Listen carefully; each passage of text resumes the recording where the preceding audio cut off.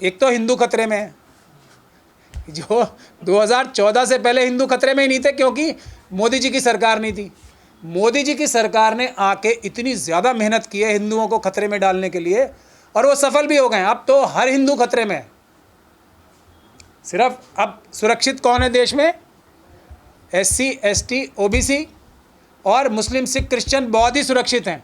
हिंदू तो जो बचे हुए जो बच जाते हैं देश की जनता में, वो हिंदू वो तो बेचारे पूरे के पूरे खतरे में आ गए 2014 के बाद। धर्म के नाम पे लड़ाने का काम करते हैं, बटोगे तो कटोगे, ये सब बातें करते हैं, बेटियां उठा के ले जाएंगे, ये सब जो बदतमीज़ी की बातें कर रहे हैं। तो 238 का क्या हुआ? यही तो हमारा सवाल है। कुछ नहीं हुआ ना, नंबर से कुछ नहीं हुआ।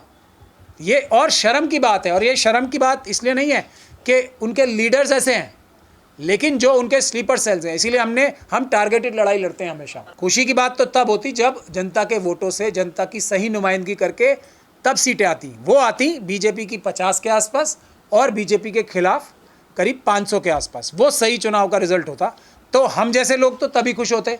लेकिन अब इसके बाद भी जो जनता में भी थोड़ी सी नाराज़गी भी थी सभी विपक्ष की पार्टीज़ के खिलाफ, क्योंकि उन्होंने चुनाव के दौरान भी एकदम ढुलमुल रवैया रखा।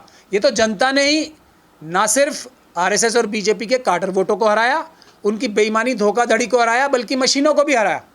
तब 238 थाली में सजा के दे दी। उसके बाद रवैया क्या है? वही ED, वही CBI, वही धमकियाँ, वही हत्याएं। अब तो एक नया प्रोग्राम भी शुरू हो गया है। ED CBI इनकम टैक्स ही नहीं, अब तो लॉरेंस बिश्नोई नाम का एक संस्था भी शुरू कर दी है RSS और बीजेपी ने, धमकाने के लिए, डराने के लिए।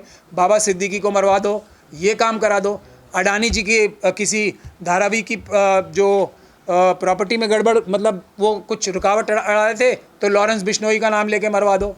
तो ये एक जो नई एजेंसी भी पैदा कर ली है लॉरेंस बिश्नोई के नाम की, जिसकी गूंज यहाँ ही नहीं कनाडा तक आ रही है।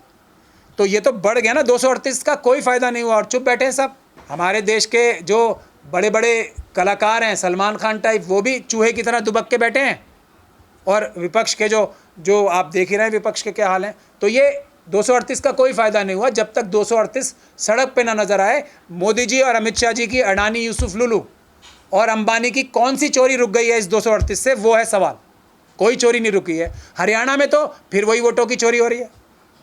तो हरियाणा, जम्मू कश्मीर में वही वोटों की चोरी। और मुझे पूरा भरोसा है कि अब ये आंदोलन अगर हम बंद कर देना ये मशीनों के खिलाफ, तो महाराष्ट्र में 90% सीटें आएंगी भारतीय जनता पार्टी और उनके अलायंस की। झारखंड में भी 90% सीटें आएंगी। यूपी में भी 90%। 8-9 भी हो रहा है ना चुनाव, 8 या 9 सारी जीत जाएंगे अगर हम ये आंदोलन कम कर दें हम लोग। तो इसीलिए ये सब बेकार की बातें हैं। मैं यही कह रहा हूँ राहुल गांधी जी से भी, खड़गे जी से भी। और इसके बाद हम अखिलेश जी के घर के बाहर भी जाएंगे, मतलब 15 के बाद मायावती जी के घर के बाहर भी जाएंगे, ममता बनर्जी साहिबा के घर के बाहर भी जाएंगे, शरद पवार और सभी विपक्ष की पॉलिटिकल पार्टीज़ के घर के बाहर जाएंगे कि अपने अंदर के स्लीपर सेल्स को निकाल फेंको और आओ सब लड़ाई लड़ो। सर, आप बड़े वकील हैं, आप सुप्रीम कोर्ट में लड़ाई लड़िए, आप आंदोलन क्यों कर रहे हैं? सुप्रीम कोर्ट ने ही मुझे, मतलब सुप्रीम कोर्ट के कई जो चीफ जस्टिस हैं उन्होंने एक के बाद कहा है कि जो वकील हैं उनकी जिम्मेदारी सिर्फ अदालतों में केस लड़ने की नहीं है, उनकी जिम्मेदारी सोशल वर्क में देश का संविधान बचाने के लिए लीड लेने की भी है। ये जब चीफ जस्टिस कोई कहते हैं, रमन्ना साहब ने अमेरिका जाके कहा था, दूसरे भी चीफ जस्टिस कई कह चुके हैं और आज के हालात में कहते जा रहे हैं बार बार। तो आप लोगों को इशारा समझ लेना चाहिए। मैं जो जजेस का दर्द है उसको समझ के उस इशारे को पकड़ के सड़कों पे सुप्रीम कोर्ट के जजेस भी बहुत ज़्यादा। 2018 में 4 सुप्रीम कोर्ट के सिटिंग जजेस ने ना भूतो, उससे पहले कभी ऐसा नहीं हुआ है कि प्रेस कॉन्फ्रेंस करके इस बात का ऐलान किया था कि हम लोगों के ऊपर दबाव है। और कौन सा सबूत चाहिए? चंद्रचूड़ और खन्ना जी में क्या खास फर्क देखते हैं आप? नहीं, अभी तो देखिए हम लोग तो क्योंकि आंखों पे पट्टी बांध के रखते हैं, हमने वो पट्टी खोलना फ्रॉड था, एक बहुत बड़ा फ्रॉडुलेंट काम था। अब इसका मतलब ये देख के काम होगा, जजिस को ये एक्सपेक्ट करते हैं। चंद्रचूड़ साहब तो खैर करते ही थे, वो ये उन्होंने बता भी दिया कि अगर कोई RSS का व्यक्ति खड़ा है, अडानी, अंबानी, यूसुफ लुलू खड़ा है तो एक तरह की जजमेंट आएगी, क्योंकि वो तो देखते हैं ना ये है। और कोई गरीब आदमी खड़ा है, कोई अपोजिशन पार्टियाँ खड़ी हैं तो वो दूसरी तरह का न्याय होगा। वो तो इसीलिए उन्होंने पट्टी उतार भी दी।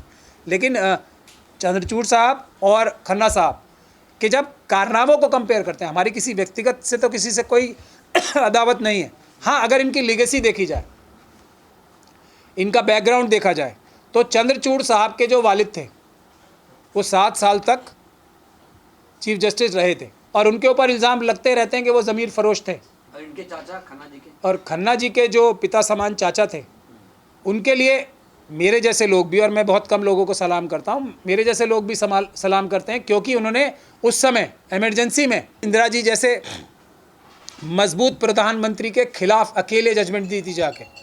जज लोया को मेरे जैसे लोग, भले ही वो आज दुनिया में नहीं है, लेकिन उनसे बड़ा जज कोई नहीं है।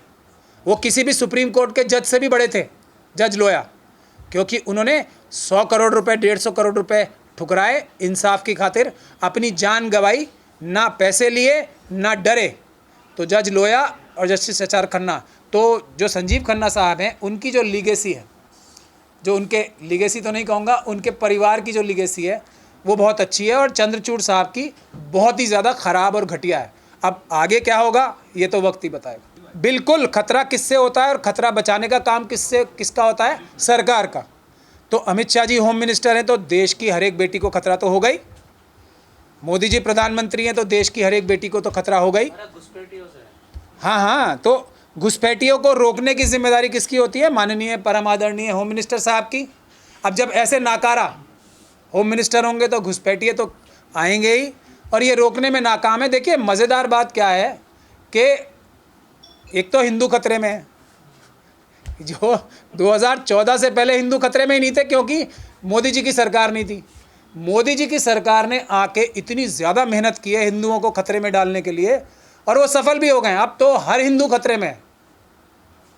सिर्फ अब सुरक्षित कौन है देश में? SC ST OBC और मुस्लिम सिख क्रिश्चियन बहुत ही सुरक्षित हैं।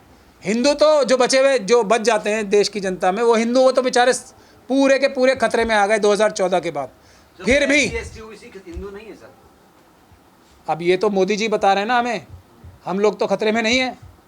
हम लोग तो मनुवादियों से लड़ रहे हैं, हालांकि मनुवादियों ने देश के सभी संस्थानों पे कब्जा कर रखा है, फिर भी लड़के हम लोग जीतने की तरफ मजबूती से कदम बढ़ा रहे हैं। खतरे में होना ना होना अलग बात है, खतरे में आ जाना जबकि सुरक्षित थे और इतनी मेहनत करके ला देना, और फिर उसके लिए बता के वोट भी लेना, मतलब कितने बड़े बेवकूफ़ होते हैं जो भी इस बात को समझ रहे हैं कि खतरे में यही लोग लाए हैं, 2014 के बाद ही खतरे में आए और उन्हीं को वोट दे रहे हैं। तो ये तो बहुत ही बड़ी बेवकूफ़ी का काम है, मैं समझता हूँ। सुप्रीम कोर्ट बार बार बोल चुका है कि विपक्ष की भूमिका हम नहीं निभा सकते, तो विपक्ष की भूमिका सबसे महत्वपूर्ण है, सुप्रीम कोर्ट से भी ज़्यादा महत्वपूर्ण हो गई है।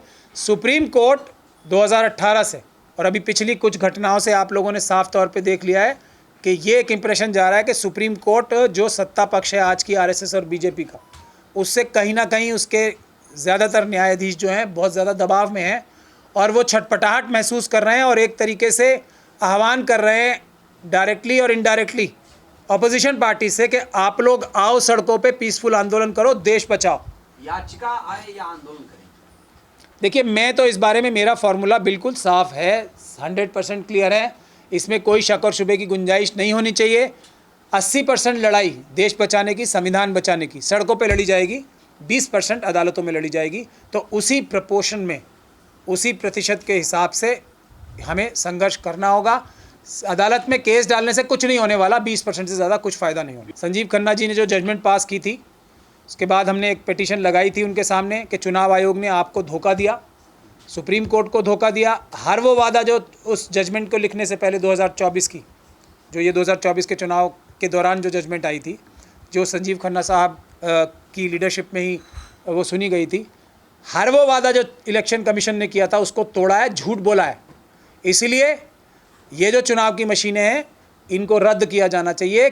लेकिन मैं यहाँ एक बात और साफ कर दूँ, हमारे आने के बाद, मिशन सेव कॉन्स्टिट्यूशन और हमारे इस आंदोलन को मुखर रूप से ज्वाइन करने के बाद, किसी भी प्रकार की मशीन का प्रयोग बिल्कुल बैन होना चाहिए। बेकार है, धोखाधड़ी का तरीका है। चुनाव सिर्फ एक तरीके से होता है जो संवैधानिक और कानूनी रूप से लिखा हुआ है, वो है मतपत्र के द्वारा, बैलेट पेपर के द्वारा। और हमारी बात सुन के अमेरिका में जो कोशिश हो रही थी मशीनों से चुनाव कराने की, वहाँ भी आप लोगों ने देखा है, एलन मस्क हों या दूसरे लोग हों, उन्होंने भी हमारे आंदोलन से सीख लेके एक प्रकार से, मैं ये तो नहीं कहूँगा पूरी तरीके से सीख ली, लेकिन क्योंकि सच तो सच ही होता है ना, यहाँ के लिए भी सच है और वहाँ भी सच सच ही रहेगा, तो यहाँ के लोग भी सीखेंगे ना। यहाँ देखिए, इसीलिए मैं बता रहा हूँ, अमेरिका में मजबूत विपक्ष था, तो अगर मजबूती से उन्होंने लड़ाई लड़ी तो इसलिए जीता। इसीलिए हम अब विपक्ष के ऊपर ही सवालिया निशान लगा रहे हैं कि राहुल गांधी जी को अब चाहिए कि ये स्लीपर सेल बहुत हुआ, देश की जनता आपके साथ है, इन मशीनों के खिलाफ है, स्लीपर सेल्स को आप थोड़ा साइडलाइन कीजिए, उनको आराम करने दीजिए। वैसे भी वो आराम तलब लोग हैं, उनके कपड़ों से ही नज़र आ जाता है। तो आपको विपक्ष कमजोर लग रहा है? कमज़ोर नहीं लग रहा, बहुत ज़्यादा कमज़ोर लग रहा है। तो 238 का क्या हुआ? नहीं, 238 से क्या हुआ फिर, यही तो बात है, क्या हुआ 238 से? आप बताओ कौन सी ऐसी गतिविधि है जो आरएसएस और बीजेपी की रुक गई हो?